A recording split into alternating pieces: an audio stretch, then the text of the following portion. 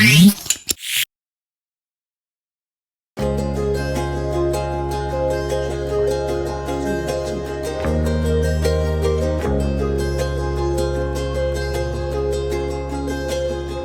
Assalamualaikum, saya Zarul Hussein aka Zarul Umbrella. Welcome back to my channel. Okay, kita nak sambung episod yang kedua. Minta maaf, episod kedua ni lambat sampai sebab apa?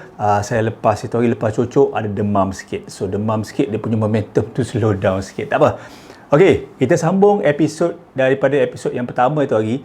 Ramai yang tanya, apa jadi dengan Jeff A to Z tu? Dia dapat ke tidak? Okay, actually dia tak sempat masuk interview pun. Tak silap saya sebab dia terlupa sijil SPM yang original.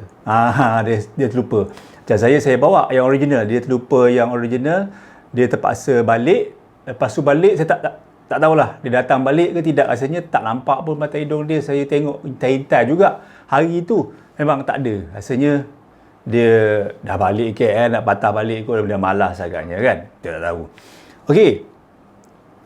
Sambung balik ke episod yang seterusnya ini. Kita nak concentrate bab masa saya dekat Malaysia Airlines Academy, MAA dulu, sekarang panggil MAB Academy, Malaysia Airlines Berhad Academy. Dulu Malaysia Airlines Academy sahaja. Okey, dekat Kerajaya. So, tempoh pembelajaran untuk jadi pramugara ni ialah 3 bulan. Once you dapat, you kena attend kursus dulu. Even though dekat luar you all dah ada kursus pun, bila dapat kerja dekat MAS ni, kat Asia ke mana-mana, you all akan attend their own courses. Okay? Selama 3 bulan tu. Dan kelas saya bermula, itu tarikh join sekali lah. Date of join saya 17 Januari tahun 2000 dan hari tu jugalah saya lapor diri, hari tu jugalah saya buat kelas hari pertama. Okey, di Malaysia Airlines Academy ianya agak ganjil pada saya. Memang ganjil lah, memang tak pernah masuk pun kat situ. Memang tak pernah terfikir akan belajar kat sana. Dan bila masuk tu ada 20 orang daripada kami, which is pelbagai bangsa, pelbagai negeri-negeri, daripada Ipoh ada, dari Perak, Johor, semua ada lah. Dari Pahang pun ada. So, saya antara yang paling tua lah rasanya. Dekat ada 3 orang yang pada satu umur saya masa tu 27 tahun. So, rata-rata yang dalam situ paling muda si Azli tu, dalam umur dia 20 masa tu, 19 ke 20, dan paling tua adalah saya, dan 2 lagi pelajar, yang mana diorang tu bukanlah pekerjaan pertama diorang lah. Macam saya pun bukan pekerjaan pertama saya. So dah 2-3 kali kerja dekat Majlis Sembilan Kelang, menyanyi dan juga meniaga dan sebagainya. Okey. So, apa yang kita orang belajar dekat Malaysia Airlines Academy ni? Apa yang dia belajar dulu? Ajar grooming. Tak silap saya mengajar grooming dululah. Macam mana nak kemaskan rambut, nak set rambut, nak jaga muka, cuci muka, manicure, pedicure. Lelaki pun kena buat manicure, pedicure, belajar. Semua basic tu kita orang belajar. Cara jalan belajar, tarik beg, cara semua ada. Itu yang orang kata antara permulaan basic yang perlu ada sebagai seorang cabin crew lah. Lepas tu kita orang belajar pula mengenai aviation terminologies, macam apa saja yang berkenaan aviation, macam mana basic kapal terbang tu naik. Okay? Basic, benda-benda basic je. Apa itu rudder dekat kapal terbang, airlion, benda tah saya tak ingat dah. So, benda-benda yang basic agak atas kapal terbang tu, macam mana kapal terbang boleh corner ke kiri, corner ke kanan, turun atas, naik bawah, turun naik atas, turun bawah. Ya Allah, kabut. Okey. Benda-benda macam tu. So, belajar. Benda tu pun dekat yang best, belajar ni bukan semata-mata belajar je, you all kena exam. Dan exam kena lulus paling kurang 75% untuk pelajaran-pelajaran yang tak melibatkan safety ataupun first aid, emergency procedures dan sebagainya. Yang itu bab lain. So, belajar grooming, belajar aviation, lepas tu kita belajar pula pasal servis. Servis ni dah ialah macam mana nak ajar kru-kru ni bagi makan, apa itu breakfast, apa itu lunch, dinner, macam video-video yang saya sebelum ni saya cerita pasal makan. Kalau siapa tak pernah tengok lagi, boleh klik dekat sini, klik pasal beza makanan-makanan dalam kapal terbang. So ada first class macam mana makan, apa itu sate, macam mana, apa itu cheese, apa itu caviar, mocktail, koktail, apa semua kita belajar. Dan juga cara nak layout the tables, okay? Nak letak sudu dulu ke, garpu dulu ke, pinggan dulu ke, 60cm, panggil 60cm yang macam piring tu, dan cara letak mak pun ada cara dia, cara letak cawan pun ada cara dia, ada SOP dia, nak tak belah kiri ke kanan ke, macam garpu kat belah mana, tablespoon dekat belah mana, okey, macam sup punya sup spoon pun kat mana nak letak, macam-macam benda-benda macam itulah.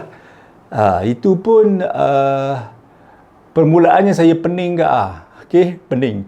Kita tak biasa kan benda-benda, tapi benda itu pada saya sonok.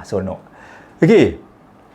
Sebelum saya lupa, sebelum saya memula kelas ni, sebelum saya join MAS ni, saya bekerja meniaga pembalik. So bila masuk MAS ni, join, mula-mula basic, masa training, ada dalam 790 macam tu. Dah tolak-tolak IPF, rasanya tak sampai 500-600 macam itulah gaji saya untuk 3 bulan masa training ni. Of course, ianya tidak cukup lah. Memang tak cukup, gila.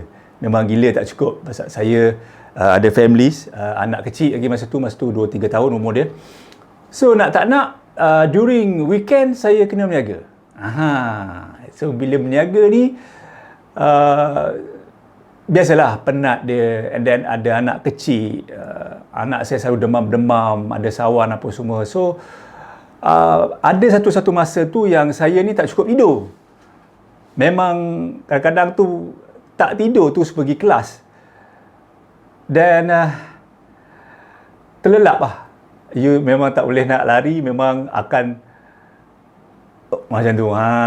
So tersengguk, dan sampailah satu hari saya punya instructor ni dah macam okey lah, kena bagi tahu juga kat Zizarul ni. Dia bagi tahu melalui kawan saya, cakap, dan kawan saya bagi tahu saya, Rul, Cik Azmi ke nama dia, dia kata, dah tegur dah kenapa kau selalu tidur.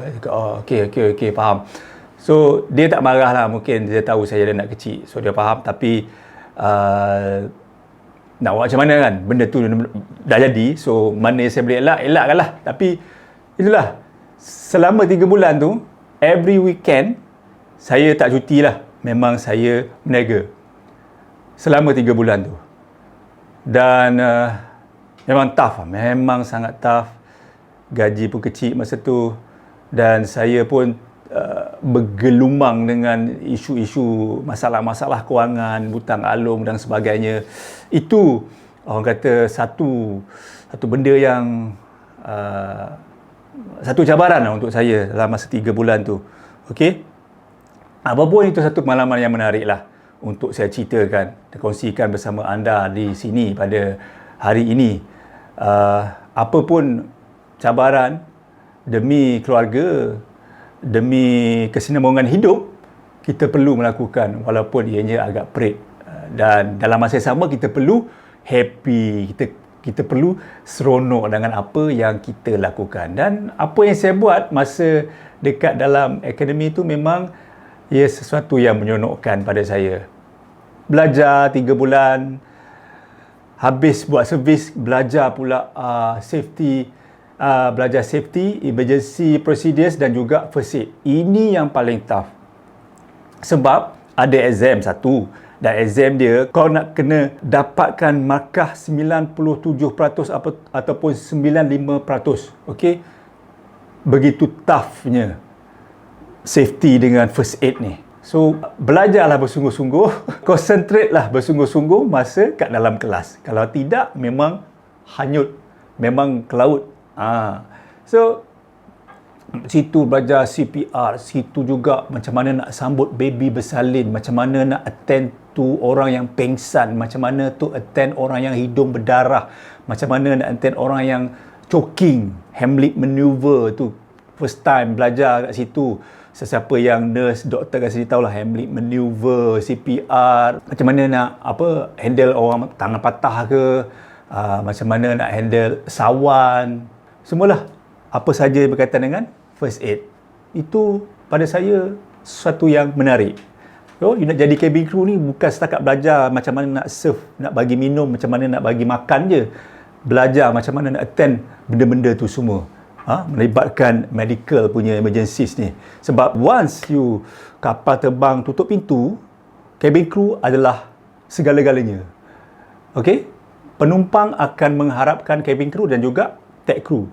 Apa saja terjadi dalam kapal tu, cabin crew yang akan bertanggungjawab. Okey?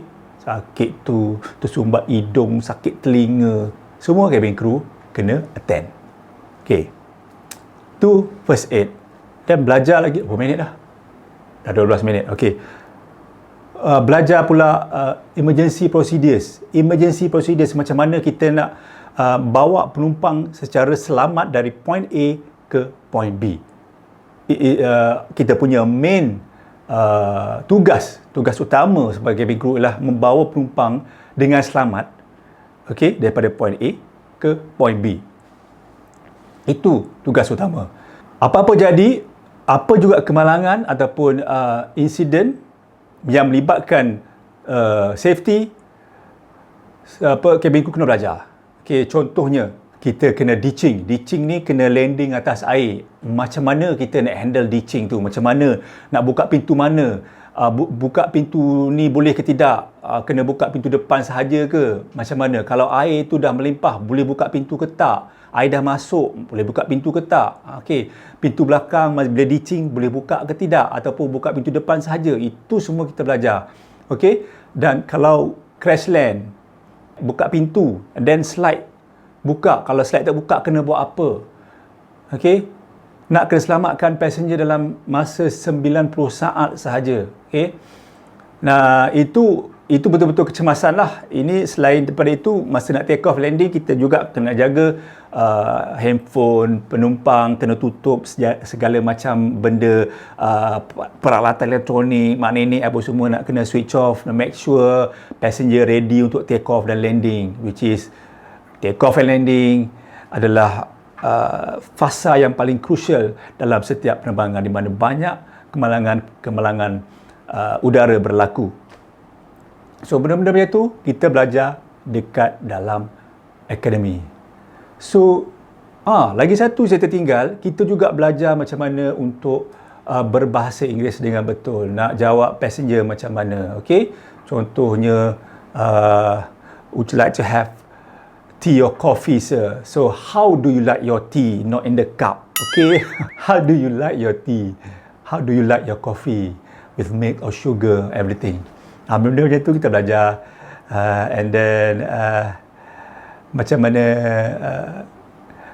kita nak jawab dengan passenger. Adalah ayat-ayat yang diorang ajar dekat cabin crew. Okay? So, nampak macam eksklusif ataupun ada kelas tersendirilah. Tak adalah main macam tak ada. Dia ada kelas. Okey? Semua belajar.